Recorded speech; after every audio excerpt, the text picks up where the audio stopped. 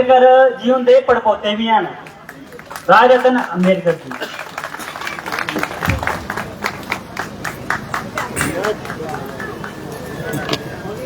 विश्व वंदनीय तथागत सम्यक संबुद्ध विश्व रत्न बोधिसत्व डॉक्टर बाबा साहब अम्बेडकर और जिन जिन महापुरुषों ने, महानायिकाओं ने हमारे हक और अधिकार की लड़ाई लड़ी, उन सभी महापुरुषों को, महानायिकाओं को मैं त्रिवार वंदन करता हूं, नमन करता हूं।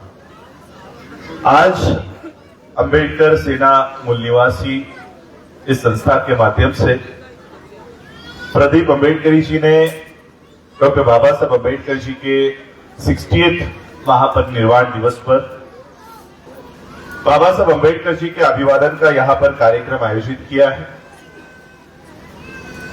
आज जम्मू कश्मीर के इस कठुआ, ये डिस्ट्रिक्ट पड़ेगा, मेरा खुद का मोबाइल का भी रिकॉर्डिंग शुरू है। जब महाराष्ट्र के लोग ये देखेंगे कि कश्मीर में बाबा साहब अम्बेडकर जी को याद किया जाता है, भारत के कोने कोने में बाबा साहब अम्बेडकर जी को याद किया जाता है, ये उनके लिए बहुत गर्व की बात होगी कि कश्मीर जैसे इलाके में, कठुआ जैसे इलाके में बाबा साहब अम्बेडकर जी को मनाया जा रहा है, उनको याद किया जा रहा है। मैं अम्बेडकर मणि जी को तहे दिल से आभार व्यक्त करूंगा कि आज उन्होंने मुझे यहां पर आमंत्रित किया। और उनसे पहले मैं मेरी मेंटर जिन्होंने मुझे यहां तक साथ दिया, आगे भी दे रहे हैं, ऐसे हमारे चंचल बहन जी का मैं आभार व्यक्त करना चाहूंगा कि उन्होंने मुझे आज यहां पर आने के लिए आमंत्रित किया है। सभी मान्यवरों ने अपने अपने स्पीचेस में बाबा साहब अम्बेडकर जी ने क्या क्या किया है, ये सारी बातें आप लोगों तक पहुंचाए। सभी जितने भी हम लोगों ने यहाँ पर चाहे वो गानों के माध्यम से हो, चित्रीकरण के माध्यम से हो, नाटक के माध्यम से हो, बाबा साहब अम्बेडकर जी की जीवनी पर बाबा साहब अम्बेडकर जी ने क्या क्या किया है, ये हम सभी लोगों ने यहां पर देखा है, सबको पता है, किताबों में हमने पढ़ा हुआ है। लेकिन मैं आज बाबा साहब अम्बेडकर जी ने क्या किया है इसके ऊपर बात नहीं रखना चाहूंगा।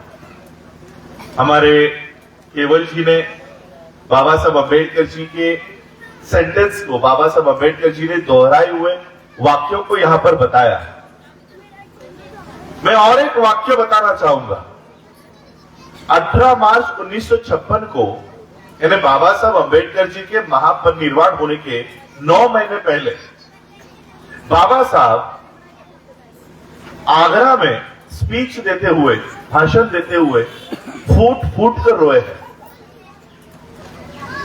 बाबा साहब की जो अंतिम जो दर्द कहते हैं ना, कि मेरा आखिरी दर्द क्या है, कि मैं क्या करना चाहता था, क्या नहीं हासिल हुआ है, उस स्पीच में बाबा साहब ने वो व्यक्त किया है कि बाबा साहब का आखिर दर्द क्या है। बाबा साहब कहते हैं कि बड़ी मुश्किल से मैंने ये कारवा यहां तक लेकर आया, बड़ी मुश्किल से ये कारवा यहां तक लाया हूं। मैं दूर दूर तक जब नजर डालता हूं तो मुझे इस कारवा को आगे लेकर जाने वाला कोई भी नजर नहीं आता। 18 मार्च 1956 में अपने महापरिनिर्वाण के 9 महीने पहले तक बाबा साहब कहते हैं, मैं दूर दूर तक जब देखता हूं तो इस कारवा को आगे लेकर जाने वाला मुझे कोई नजर नहीं आता। जबकि बाबा साहब के साथ बैरिस्टर बैठे हुए हैं, बैरिस्टर खोबरागढ़े, बाबा साहब के साथ अनेक डॉक्टर्स हैं, बाबा साहब के साथ अनेक आईएएस ऑफिसर्स बन गए, एक बच्चा तो कलेक्टर बन गया था।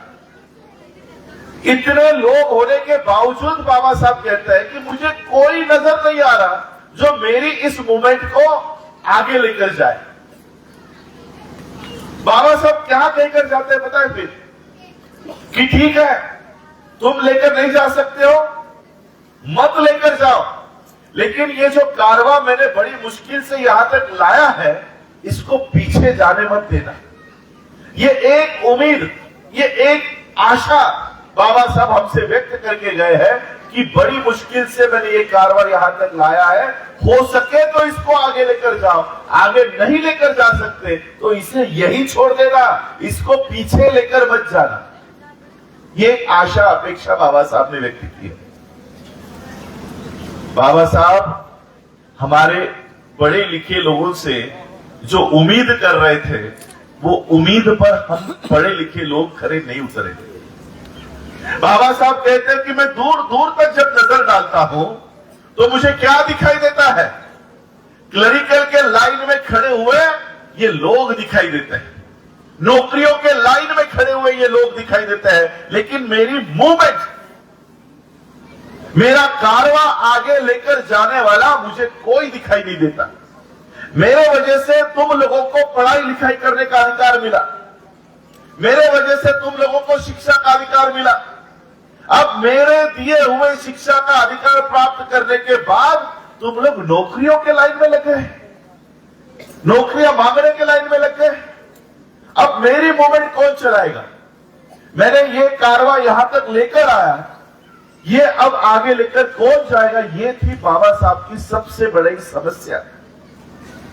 सबसे बड़ा दर्द बाबा साहब का ये था कि ये जैसे आज आपने ये पंडाल खड़ा किया है, ये पंडाल खड़ा करने के लिए आपने ये पिलर्स लगाए। बाबा साहब कहते हैं कि मैंने ये इतना बड़ा तंबू खड़ा किया है, अगर ये पाइप गिर जाए तो तंबू गिरेगा क्या? गिरेगा? एक पाइप गिरने से पूरा तंबू गिरेगा? नहीं गिरेगा। बाकी के पिलर्स खड़े हैं ना, बाकी के क्या कहते हो आप लोग इसको? खंबा, बाकी के खंबे खड़े हैं। बाबा साहब क्या कहते हैं पता है? मैंने इतना बड़ा तंबू खड़ा किया है, लेकिन उस पूरे तंबू का मैं अकेला खाम हूं, मैं अकेला खाम हूं। मुझे रात रात तक नींद नहीं आती ये सोचकर कल को ये खाम गिर गया तो क्या होगा। ये बाबा साहब का अंतिम दर्द, दुख था। 6 दिसंबर की सुबह 1956 के सुबह 2 बजे तक, यानी 5 दिसंबर की रात 2 बजे तक बाबा साहब लिख रहे थे, राइटिंग कर रहे थे। अब जिस व्यक्ति को अंदेशा हो गया है कि मैं अब कुछ देर का ही मेहमान हूं, तो वो व्यक्ति क्या करता है पता है? आम इंसान क्या करता है? वो अपनी विल बनाता है, जायदाद कहते हो ना आप लोग, जायदाद बनाता है कि मेरी ये बिल्डिंग है, मेरी ये बिल्डिंग मेरे ये बेटे के नाम पर, मेरी ये जमीन है, मेरी ये जमीन मेरी पत्नी के नाम पर, मेरी ये हाई स्कूल है, मेरी ये यूनिवर्सिटी है, मेरी ये कॉलेज है। वो एक आम इंसान अपने सारी कमाई किए हुए जायदाद का वो विस्तार वितरण करता है कि ये बच्चे को, ये बीवी को, ये पोते को, ये इसको, ये उसको। बाबा साहब क्या कर रहे थे पता है? लिख रहे थे, लेकिन अपनी जायदाद नहीं, अपनी विल नहीं। 2 हफ्ते पहले, 7 हफ्ते पहले मैंने बौद्ध धर्म की दीक्षा ली है। मेरे पीछे पीछे मेरे 5 लाख लोगों ने बौद्ध धर्म की दीक्षा ली है। ये बौद्ध होने के बाद मेरे लोगों को क्या करना है, मेरे लोगों को कैसे आचरण करना है, मेरे लोग बौद्ध होने के बाद उनको कैसा जीवन जीना है, कैसे विचार रखने हैं, इसके लिए आप लोगों को जानकारी प्राप्त हो। इसलिए बुद्ध और उनका धम्म, द बुद्धा एंड हिज धम्म, ये किताब पूरी कर रहे थे कि मेरे जाने के बाद मेरा समाज बुद्ध के मार्ग पर सही सही से चले। इसलिए बाबा साहब वो किताब लिख रहे थे।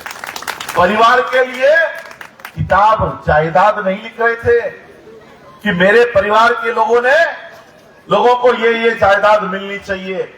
इसलिए मैं हमेशा कहता हूं, आज आप लोग मुझे यहां पर देखने के लिए, सुनने के लिए आए हो कि बाबा साहब का वंश आया है, बाबा साहब के परिवार से कोई आया है। मैं आपको कहना चाहता हूं, ये जो मैं यहां पर खड़ा हूं, ये बाबा साहब का परिवार नहीं है। ये जो मेरे सामने बैठा है, ये बाबा साहब का असली परिवार है। क्योंकि अंतिम सांस तक बाबा साहब अपने परिवार के बारे में नहीं सोच रहे थे, अपने समाज के बारे में सोच रहे थे कि मेरा समाज, मेरे पश्चात कैसा रहना चाहिए। उसी समाज के पढ़े लिखे लोगों को, आज मैं यहां पर बैठा हुआ था, सभी लोग फोटो खींचने के लिए आ रहे थे और अपना अपना इंट्रोडक्शन दे रहे थे। मैं कैप्टन हूं, मैं मेजर हूं, मैं डॉक्टर हूं, मैं लॉयर हूं। बाबा साहब, मैं भी डॉक्टरेट हूं, मैं कॉलेज में पढ़ाया करता था, उस हिसाब से प्रोफेसर हूं। लेकिन बाबा साहब हमें एक नाम देकर गए। जो लोग बाबा साहब के मिशन को आगे बढ़ाने में कोई योगदान नहीं दे रहे, उन लोगों को बाबा साहब एक नाम देकर गए। हम कहते हैं ना, डॉक्टर हो, लॉयर हो, प्रोफेसर हो, आईएएस हो, आईपीएस हो, इंजीनियर हो। बाबा साहब कहकर गए धोखेबाज है, धोखेबाज है। मेरे वजह से पढ़ाई लिखाई करने का अधिकार मिला, मेरे वजह से डिग्री मिली, मेरे वजह से नौकरी मिली। अब मेरी मूवमेंट, मेरा कारवा आगे बढ़ाने का वक्त आया है, तो ये शादी करके अपने घर में बैठ गया है। इन पढ़े लिखे लोगों ने मुझे धोखा दिया, ये बाबा साहब कहकर गए। केवल जी, ये भी एक लाइन है बाबा साहब की कि मुझे मेरे पढ़े लिखे लोगों ने धोखा दिया है। और इसलिए आज बाबा साहब को उनके महापरिनिर्वाण दिवस पर हम याद तो कर रहे हैं, उनके किए हुए काम का भी याद कर रहे हैं, लेकिन वो काम हम कब तक बचा पाए हैं, कहां तक लेकर आए हैं? बहिष्कृत हितकारिणी सभा के माध्यम से बाबा साहब अम्बेडकर जी ने बहिष्कृत भारत का निर्माण किया था। बहिष्कृत भारत क्या है? उस समय का बाबा साहब का खुद का मीडिया, मुक नायक नाम का पेपर बाबा साहब अम्बेडकर निकालते थे। और वो पेपर अगर कठुआ जैसे गांव में आ जाए तो एक आदमी पत्थर के ऊपर खड़ा होकर पूरा गांव उसको सुनने के लिए इकट्ठा होता था।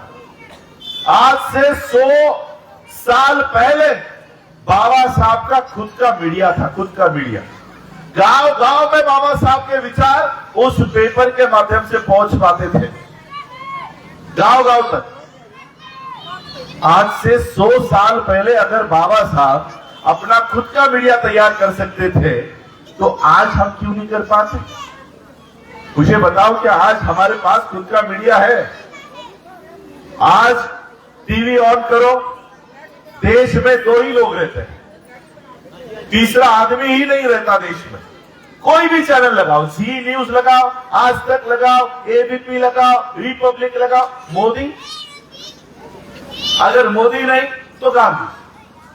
तीसरा आदमी ही नहीं है इनके पास, तीसरा आदमी नहीं। ना कभी बहन जी को बताएंगे, ना कभी हमारे कोई बहुजन नेता के बारे में कि उनकी कहां मीटिंग हुई, कहां सभा हुई, उन्होंने क्या बोला। इनके सामने कुर्सी पर लोग भी बैठे नहीं रहते, लेकिन फिर भी 24 घंटे वो चैनल दिखाते हैं, क्योंकि उनके पास उनका खुद का मीडिया है। ऐसा नहीं कि हमारे पास मीडिया नहीं हो सकता, हमारे पास मीडिया है, बन सकता है, हमारे पास विजन नहीं है। बाबा साहब के पास पैसे नहीं थे, लेकिन बाबा साहब के पास विजन था, दूरदृष्टि थी। हमारे पास पैसे है, विजन नहीं है। वो विजन हमको देना होगा। आज संविधान के बारे में मुझे इंटरव्यू में पूछ रहे थे कि संविधान खतरे में है, ऐसा आपको वाकई में लगता है क्या? या संविधान धोखे में है, ऐसा आपको लगता है क्या? मैं संविधान के एक एक आर्टिकल आपको गिनकर दिखाऊंगा, आप ही मुझे बताओ कि संविधान सही में खतरे में है या नहीं है। आर्टिकल 21C में बाबा साहब लिखते हैं कि इस देश में शिक्षा की जिम्मेदारी, एजुकेशन की जिम्मेदारी केवल और केवल स्टेट्स की होंगी। एजुकेशन कोई और नहीं देगा, सिर्फ स्टेट देगा। जैसे आज हम लोग जम्मू और कश्मीर में हैं, तो यहां पर जितने भी स्कूलें बनेंगी वो केवल आपकी जम्मू एंड कश्मीर गवर्नमेंट बनाएंगी, और किसी को भी स्कूल बनाने का अधिकार नहीं होगा। क्या आपके पास जम्मू कश्मीर स्टेट गवर्नमेंट के अलावा स्कूलें हैं? है? इसका मतलब आर्टिकल 21C का उल्लंघन हुआ।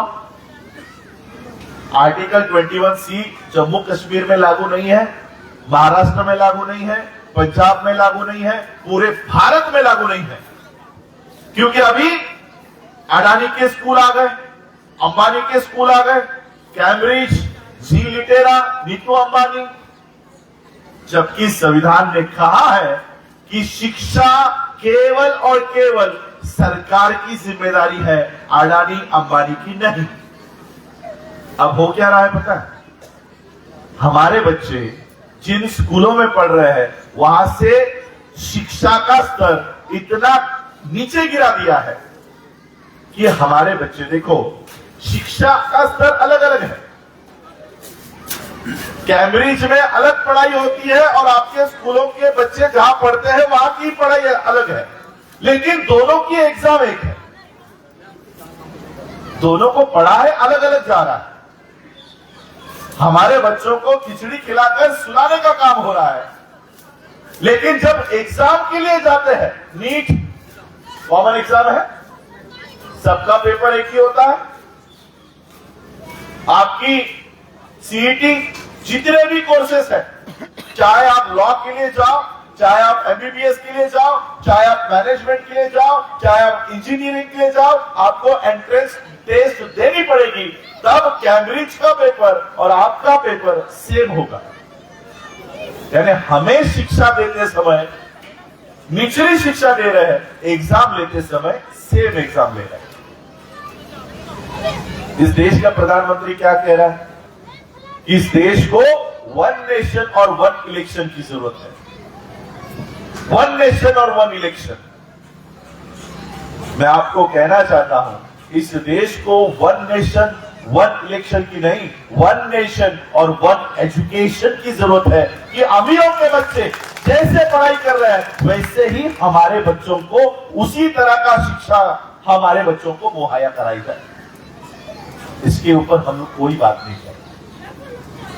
आज बाबा साहब का संविधान पूरी तरह से ये लोग हटाने की कोशिश कर रहे हैं। हमने देखा एक यहाँ पर जो चित्रीकरण नाटक के माध्यम से मनुस्मृति का निर्माण कैसे किया गया वो बताया गया। कैसे मनुस्मृति का निर्माण किया गया, उसी मनुस्मृति को हटाकर इस देश में संविधान का कानून लागू हुआ। उसी मनुस्मृति को हटाकर आज फिर से उसी मनुस्मृति को जिंदा करने के लिए ये संविधान को खत्म कर रहे हैं। संविधान को खत्म करके ये फिर से मनु का कानून लागू करने की कोशिश कर रहे हैं। और इसलिए मैं आज आप लोगों से ये उम्मीद करता हूं, आशा करता हूं कि बाबा साहब ने जो अधिकार हमको प्राप्त करके दिए हैं उसको अगर हम बढ़ा नहीं सकते हैं तो कम से कम बचाने का काम हम लोगों को करना होगा। नौकरियों के माध्यम से आप लोगों ने, गानों के माध्यम से वो कहा कि बाबा साहब की वजह से आज पैसे मिले, पगार मिल रही है। बाबा साहब का जब महापरिनिर्वाण हुआ, क्योंकि आज महापरिनिर्वाण दिवस हम लोग यहाँ पर उनके जीवन को याद कर रहे हैं, तो महापरिनिर्वाण दिन की बात करता हूं। जब बाबा साहब अंबेडकर जी का महापरिनिर्वाण हुआ तब बाबा साहब अंबेडकर जी के खाते में, बैंक अकाउंट में कितने पैसे थे मालूम है? बाबा साहब अंबेडकर 6 दिसंबर 1956 तक आने तक 4 खातों के मंत्री रह चुके थे। मंत्री, लॉ मिनिस्टर रह चुके थे। कई खातों के बाबा साहब मंत्री थे। आज कोई अगर एमएलए भी बनता है तो वो आने वाले 7 पीढ़ियों के 7 पुश्तों के लिए पैसे इकट्ठा कर लेता है, जमीनें ले लेता है, प्रदेश में ब्लैक मनी वहां पर रखता है। एक एमएलए करोड़ों रुपए की संपत्ति वो अपने एक टर्म में बना लेता है। बाबा साहब अंबेडकर 4 खातों के मंत्री थे, 4 डिपार्टमेंट के मंत्री थे। तो सोचो बाबा साहब की प्रॉपर्टी कितनी होनी चाहिए। लेकिन जब बाबा साहब अंबेडकर जी का महापरिनिर्वाण हुआ तब बाबा साहब अंबेडकर जी के बैंक अकाउंट में 15,000 रुपए 234 रुपए थे। 15,234 रुपए और 27 पैसे बाबा साहब का वो बैंक बैलेंस का जो स्टेटमेंट है। ग्रीनलेस नाम की मुंबई में बैंक हुआ करती थी, अब वो बैंक भारत में नहीं है, वो मैंने यूके में देखी, वो आज भी यूके में है। इस बैंक में बाबा साहब के 15,000 रुपए 234 रुपए और 27 पैसे थे। अब सवाल आता है कि बाबा साहब 4 खातों के मंत्री थे और बाबा साहब के खाते में बस इतने ही रुपए, तो बाबा साहब की कमाई गई कहां पर? बाबा साहब ने के जीवन में इतने ही रुपए कमाए, तो बाबा साहब की प्रॉपर्टी कहां गई? बाबा साहब की संपत्ति क्या है? आज मैं आप लोगों को बाबा साहब अंबेडकर जी की असली संपत्ति, असली प्रॉपर्टी आप लोगों को जाहिर करता हूं। आज यहां पर बैठने के बाद जो जो लोग आकर मुझे कह रहे थे मैं कैप्टन हूं, मैं डॉक्टर हूं, मैं इंजीनियर हूं, मैं आईएएस हूं, आईपीएस हूं, आज इस समाज में जो जो लोग आईएएस बने, आईपीएस बने, डॉक्टर बने, इंजीनियर बने, प्रोफेसर बने, ये है बाबा साहब की असली संपत्ति, ये कमाया है बाबा साहब अम्बेडकर जी।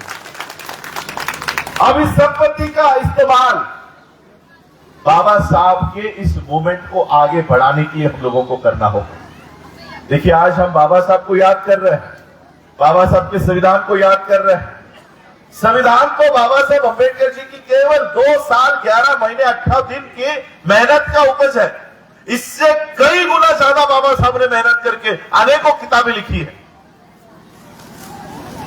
हम सिर्फ संविधान तक सीमित हो जाते हैं कि बाबा साहब ने संविधान लिखा। अरे संविधान से कई बड़ी बड़ी किताबें बाबा साहब ने लिखी है। 5.5 साल लगे बाबा साहब को, 5.5 साल द बुद्धा एंड हिज धम्मा तैयार करने के लिए। 3 साल लगे बाबा साहब को द प्रॉब्लम ऑफ रूपी तैयार करने के लिए। संविधान से भी ज्यादा समझ लिया, लेकिन इन किताबों का हम कभी भी गौरव नहीं करते, कभी भी उल्लेख नहीं करते कि बाबा साहब बुद्धा एंड हिज धम्मा के निर्माता है, बाबा साहब प्रॉब्लम ऑफ रूपी के निर्माता है। ये किताबें हमारे लिए मायने ही नहीं रखती, जबकि बाबा साहब की सबसे ज्यादा जीवन में सबसे ज्यादा समय लेकर तैयार की गई ये किताबें हैं। यहां पर हमारा ध्यान ही नहीं।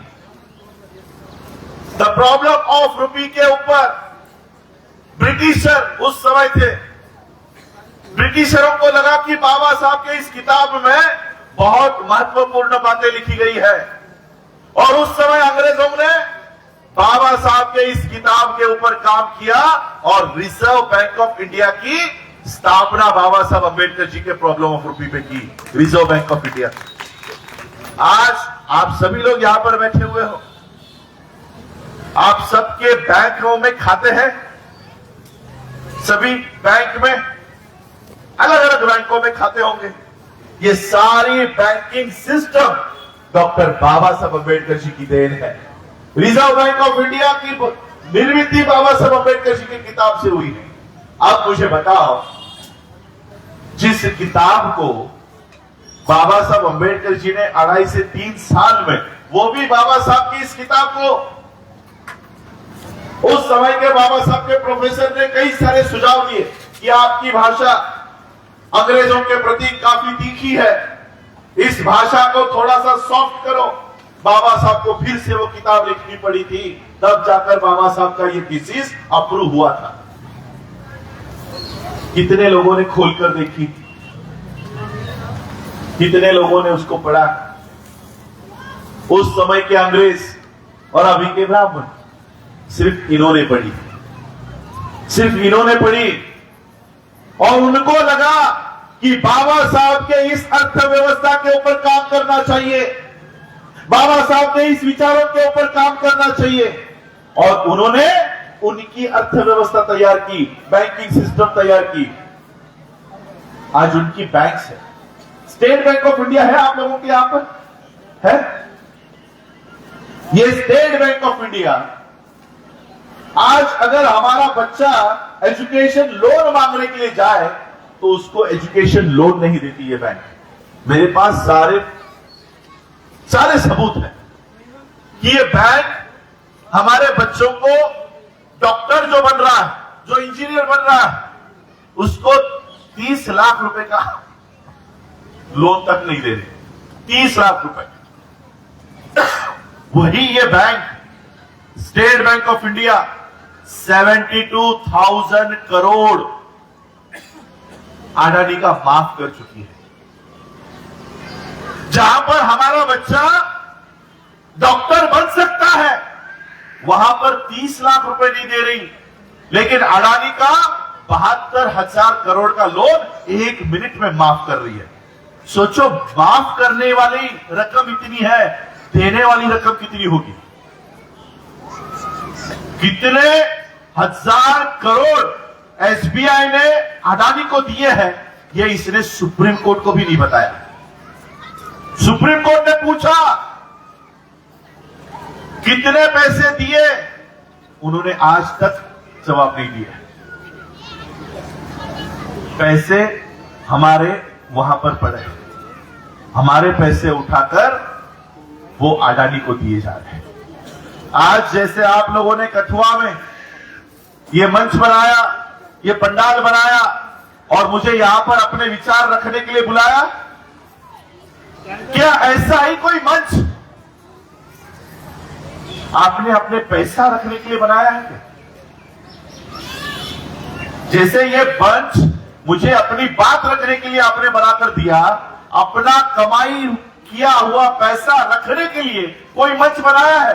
पैसा कहां रखा जाता है? बटवे में नहीं, बैंकों में।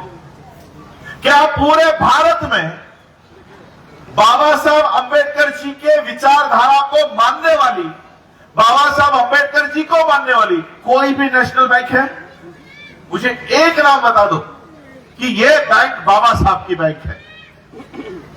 जिस महामानव ने आरबीआई की स्थापना की, उनकी एक भी बैंकिंग सिस्टम नहीं है। हम कहां जा रहे हैं? हर साल 6 दिसंबर आएगा, हर साल 14 अप्रैल आएगा, हर साल बाबा साहब की इन्हीं बातों को दोहराया जाएगा कि बाबा साहब के 4 बच्चे मरे, बाबा साहब की माता रमाई टीबी से मरी, बाबा साहब को पानी के लिए संघर्ष करना पड़ा। क्या नया बताने वाले हो? कुछ नया बताने वाले हो? हर साल वही बताया जाएगा। हम क्या कर रहे हैं? बाबा साहब अंबेडकर जी के इस मूवमेंट को बरकरार करने के लिए हम क्या कर रहे हैं? हमारा योगदान क्या है? हम क्या कर रहे हैं पता है? जो भी काम बाबा साहब ने किया, हम बस उसी में मस्त है, उसी में मस्त है कि बाबा साहब ने किया हुआ हम बस वो खा रहे हैं। संविधान तुमने बनाया, हम संविधान में जिएंगे। नौकरियां तुमने दी, हम नौकरियां लेकर पगार लेंगे। बताओ मुझे, बाबा साहब अंबेडकर जी के संविधान में कितने आर्टिकल्स हमने बढ़ाए कोई? कि ये हमारे हक और अधिकार के लिए ये एक आर्टिकल हमने आंदोलन करके, हमने त्याग करके, हमने बलिदान करके कोई एक नया आर्टिकल बढ़ाया नहीं, बल्कि आर्टिकल कम हो गए। बाबा साहब क्या कहकर गए कि तुमसे अगर नहीं होता है तो इसको पीछे मत जाने देना, वहीं तक रखना। क्या हमने वहीं तक रखा? उससे पीछे गए। बाबा साहब का कारवा, बाबा साहब का रथ उससे पीछे लेकर जा रहा। और इसलिए मैं ये सोच रहा था कि ये बाबा साहब के किए हुए काम को कैसे आगे बढ़ाएं। मैं खुद फाइनेंशियल मैनेजमेंट में मेरी पीएचडी है, एमबीए फाइनेंस में मेरी पीजी है, कॉमर्स में मेरी ग्रेजुएशन है। और फिर मैं ये सोच रहा था कि ये सारी पढ़ाई मुझे किसकी वजह से मिली है? अगर बाबा साहब अंबेडकर स्कूल के बाहर बैठकर, इसको क्या कहते हो आप लोग, दरी, वो रैक, ये लेकर आना पड़ता था बाबा साहब को घर से, स्कूल के बाहर बिठाते थे, क्लासरूम के बाहर, ताकि बाबा साहब का स्पर्श भी उस जमीन को ना हो। क्लासरूम के बाहर बैठकर बाबा साहब हमको एसी क्लासरूम में बैठने की व्यवस्था करके गए हैं। मैं ये सोच रहा था कि ये जो जितनी भी डिग्रीज मिली है, ये केवल बाबा साहब के संघर्ष की वजह से आज हमको मिली है। मेरे पढ़ाई का इस्तेमाल केवल मेरे बीवी बच्चों तक सीमित नहीं रहना चाहिए। मेरे पढ़ाई का इस्तेमाल, मेरे पढ़ाई के ऊपर सबसे पहला अधिकार मेरे मां का, मेरे पिता का, मेरे बीवी का, बच्चे का नहीं, मेरे समाज का पहला है। और इसलिए मेरे पढ़ाई का इस्तेमाल मेरे समाज के लिए होना चाहिए। इसलिए फिर हमने वो काम शुरू किया और आज नेशनल लेवल पर हमने डॉक्टर भीमराव रामजी अंबेडकर नाम से मल्टी स्टेट बैंक का तैयार किया, ताकि आने वाले समय में हम हमारा पैसा ये SBI, HDFC, central bank of India, ये जितने भी नेशनलाइज्ड ब्राह्मणिकल बैंक है, इसमें हमारा पैसा ना जाए।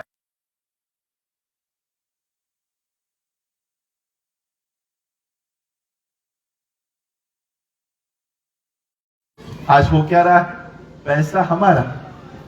अर्थव्यवस्था किसकी खड़ी हो रही है? अदानी की, अंबानी की, अग्रवाल की, मालिया की, उनकी हो रही है। हमारे पैसों से हम कमा रहे हैं। सुबह 10 बजे की नौकरी करने के लिए 8 बजे घर छोड़ना पड़ता है। 5 बजे 6 बजे छूटते हैं, 7 बजे घर आते हैं। मुंबई की लाइफस्टाइल तो ऐसी है कि सुबह घर के बाहर निकले तो शाम को घर पे वापस लौटेंगे कि या नहीं लौटेंगे पता नहीं। हमारे पुलिस वालों की नौकरी उसी तरह से है, मिलिट्री वालों की नौकरी उसी तरह से है। हम दिन भर महीने भर ये पैसे कमाते हैं, इसके लिए ताकि अडानी ब्रिज बांध सके, ताकि अडानी रेलवे बांध सके, ताकि अडानी रेल रोड बना सके, ताकि अडानी एयरपोर्ट खरीद सके। हम हमारा पैसा उन बैंकों में रख रहे हैं और ये बैंक उठाकर अडानी अंबानी को दे। हम किसके लिए काम कर रहे हैं? अडानी, ताकि उसको पैसे मिले। और इसलिए इन पैसों का इस्तेमाल इन ब्राह्मणिकल सिस्टम के लोगों को ना हो। इस देश में कोई हिंदू मुसलमान का झगड़ा नहीं है। इस देश में कोई सिख मुसलमान का झगड़ा नहीं है। बाबा साहब अंबेडकर जी ने और एक लाइन में केवल जी आपके लिए देना चाहता हूं। बाबा साहब ने और एक लाइन कही, history of India is nothing but battle between Buddhism and Brahmanism. Bharat का इतिहास दूसरा तीसरा कुछ नहीं है, केवल और केवल बौद्ध धर्म और ब्राह्मणी धर्म, इन दोनों के बीच की लड़ाई है। इन दोनों के बीच की लड़ाई। अब ब्राह्मण धर्म को डर लगने लग गया कि अगर यह बौद्धों को पता चल गया, भारत के लोगों को पता चल गया, तो वो हमें इस देश से उखाड़ फेंकेंगे। इसलिए उन्होंने अब बुर्खे और चोले पहनना शुरू किया, अलग अलग धर्मों का सहारा लेकर ये काम कर रहे हैं। और इसलिए हम लोगों को जागरूक होना चाहिए।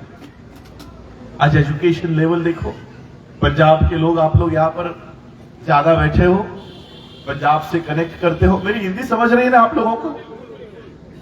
कश्मीर की मुझे पता नहीं लैंग्वेज क्या होती है, हिंदी है। एक 2 साल पहले या 3 साल पहले डॉक्टर कंपोज की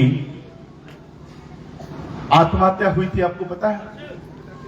वो भी अब नाम धीरे धीरे लोगों के जहन से भूलता जाएगा। रोहित वेमुला नाम याद आ रहा?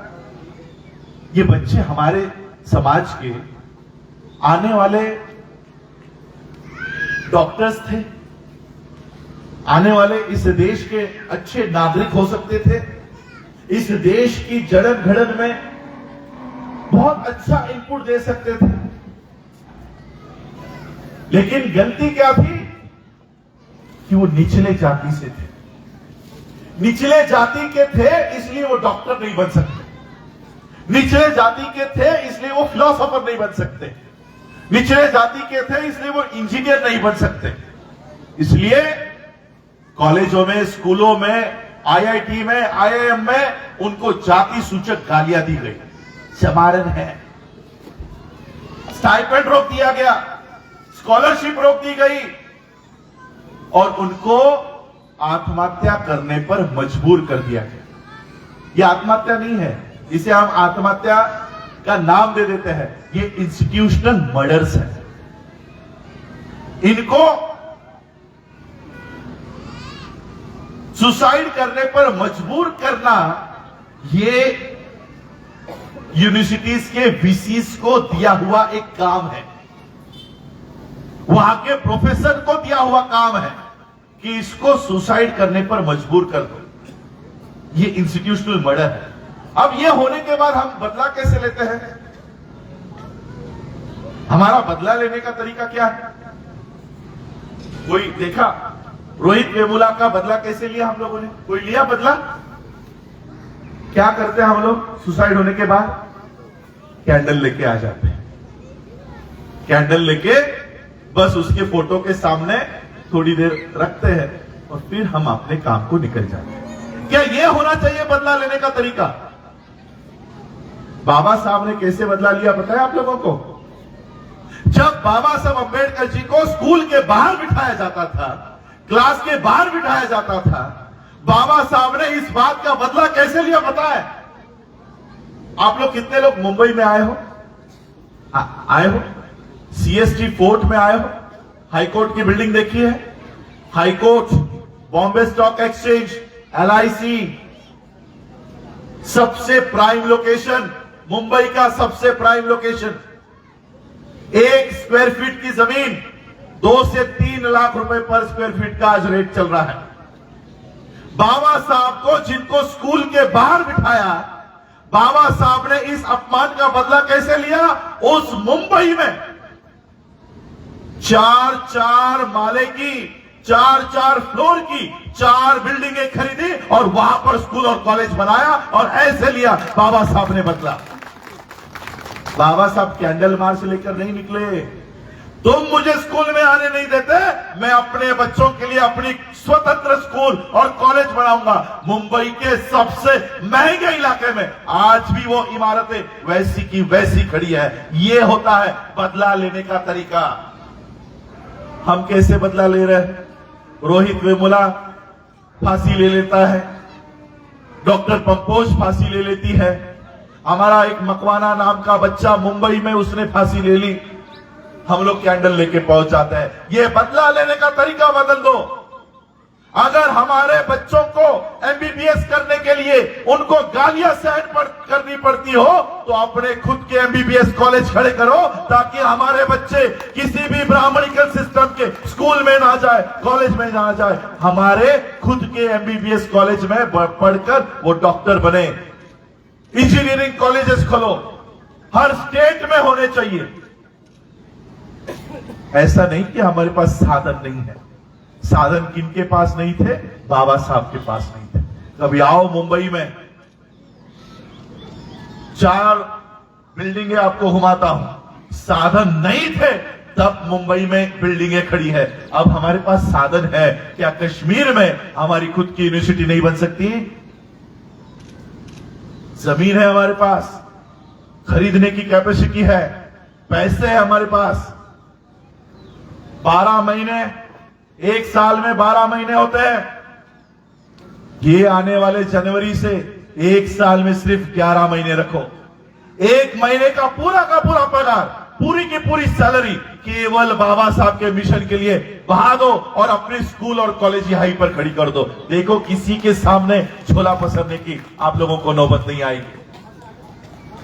खुद की समस्या है तो समाधान भी खुद को देना होगा। हम क्या करते हैं? समस्या हमारी है, समाधान मोदी के सामने ढूंढते हैं कि मोदी सॉल्व करेगा। अरे वही तो समाधान समस्या क्रिएट कर रहा है। तुम्हारा आर्टिकल 21C किसने हटाया? इसी ने हटाया।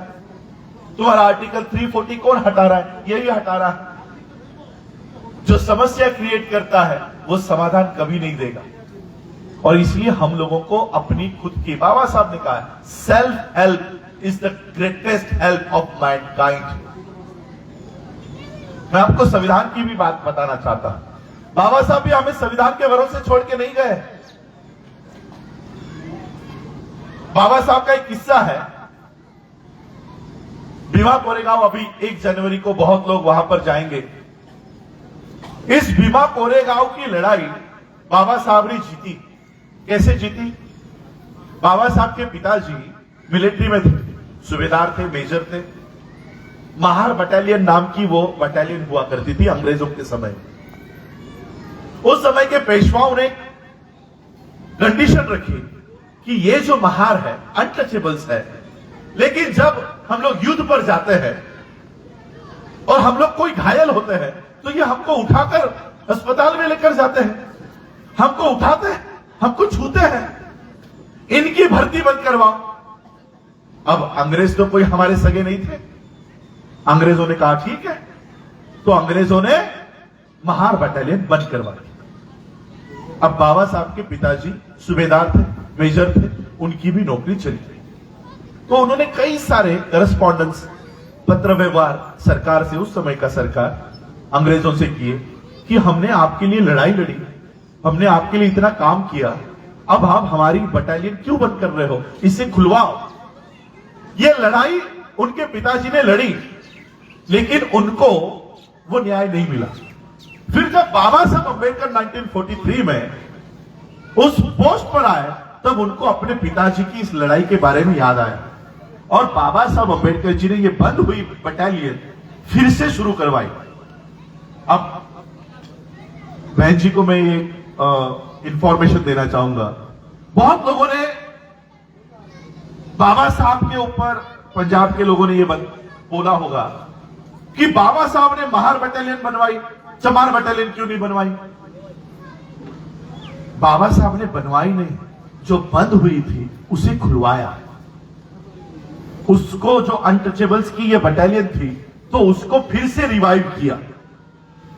बाबा साहब ने खुद से नहीं बनाई, और इसलिए बाबा साहब अंबेडकर जी ने जब ये बटालियन फिर से शुरू करवाई, तो उस समय के मिलिट्री ऑफिसर्स ने बाबा साहब का सत्कार, कहते हैं ना मराठी हिंदी सत्कार समझ में आएगा, बाबा साहब का सत्कार किया। और फिर उस सत्कार के लिए बाबा साहब को स्पीच देने के लिए कहा। उस स्पीच में बाबा साहब क्या कहते हैं कि ये अंग्रेज जब भारत में आए तब इन्होंने दो काम किए, एक एजुकेशन के दरवाजे खोल दिए, दूसरे मिलिट्री की सर्विस, नौकरी के दरवाजे खोल दिए। हम 2500 सालों से हमारे लिए स्कूल के दरवाजे बंद थे, नौकरी के दरवाजे बंद थे। अंग्रेज आने के बाद ये दो दरवाजे हमारे खुल गए, इसलिए सबसे पहले हम लोग अंग्रेजों के साथ जुड़ गए। और आपको पता नहीं होगा कि मैं खुद अपनी जनरेशन की बात करना चाहूंगा, अपनी फैमिली ट्री की। मेरे पास जो डेटा रिकॉर्ड अवेलेबल है, उसमें से हमारी 4 से 5 पीढ़ियां ये मिलिट्री में थी। बाबा साहब की पहली नौकरी भी मिलिट्री की है, बड़ौदा सरकार की, एज एन